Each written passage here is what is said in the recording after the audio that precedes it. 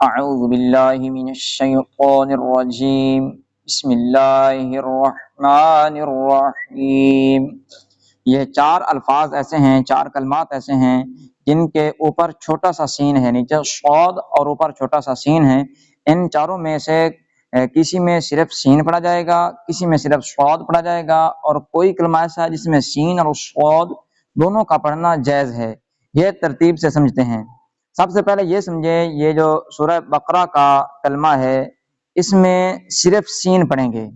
سورہ بقرہ پارہ نمبر 2 کا یہ جو کلمہ ہے یبسطو، صاد نیچے لکھا ہوا ہے، اوپر چھوٹا سا سین ہے، لیکن اس میں صرف سین پڑھیں گے۔ آگے جو سورہ اعراف ہے اس کے اوپر صاد کے اوپر چھوٹا سا سین لکھا ہوا ہے، اس میں بھی صرف سین پڑھیں گے۔ سورہ اعراف کا جو کلمہ ہے اس میں بھی صرف سین پڑھیں گے۔ آگے یہ جو تیسرا سورہ طور کا ہے ام ہم المسیطرون، اس میں سین پڑھنا بھی درست، صاد پڑھنا بھی درست۔ آگے یہ جو چوتھا ہے سورہ غاشیہ کا، اس میں صرف صاد پڑھیں گے۔ یبسطو میں، سورہ بقرہ میں صرف سین، سورہ اعراف کے اس کلمہ میں بھی صرف سین، سورہ طور میں صاد اور سین دونوں پڑھنا درست، اور سورہ غاشیہ میں صرف صاد پڑھیں گے۔ اب سین اور صاد میں فرق کیا ہوتا ہے یہ بات بھی سمجھنے والی ہے۔ سین جو ہوتا ہے یہ باریک ہوتا ہے، سین کے اندر سیٹی بہت تیز ہے لیکن سین باریک ہے۔ صاد کے اندر سیٹی سین کی نسبت کم ہے، اور صاد حروف مستعلیہ میں سے ہے، صاد موٹا ہے۔ ان میں فرق یہ ہے۔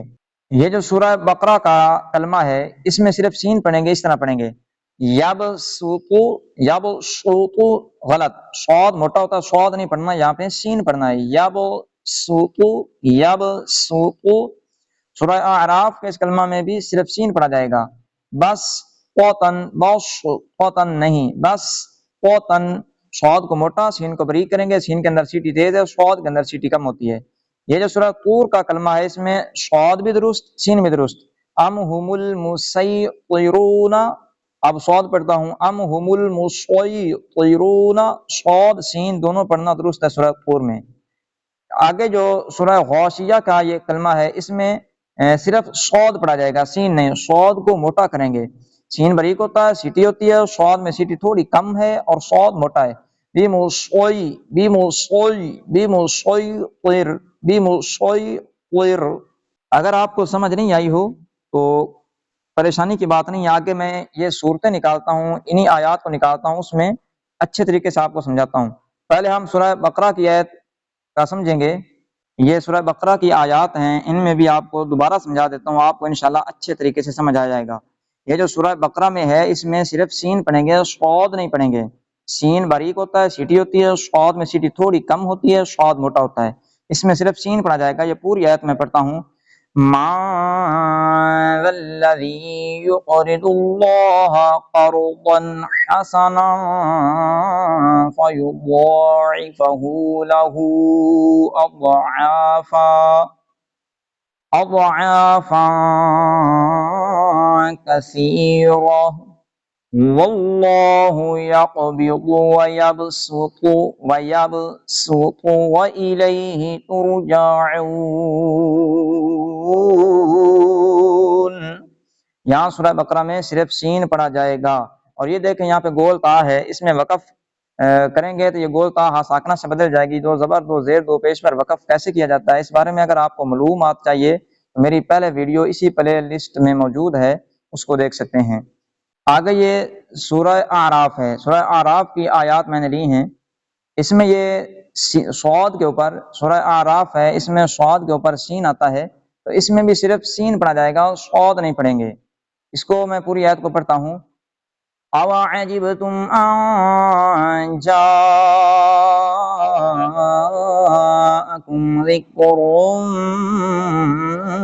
مِّن رَّبِّكُمْ عَلَىٰ رَجُلٍ مِّنكُمْ لِيُنذِرَكُمْ وَاذْكُرُوا إِذْ جَعَلَكُمْ خُلَفَاءَ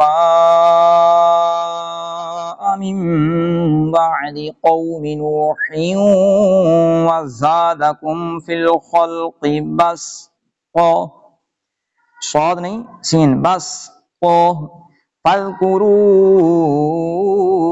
آلَاءَ الله لعلكم تفلحون۔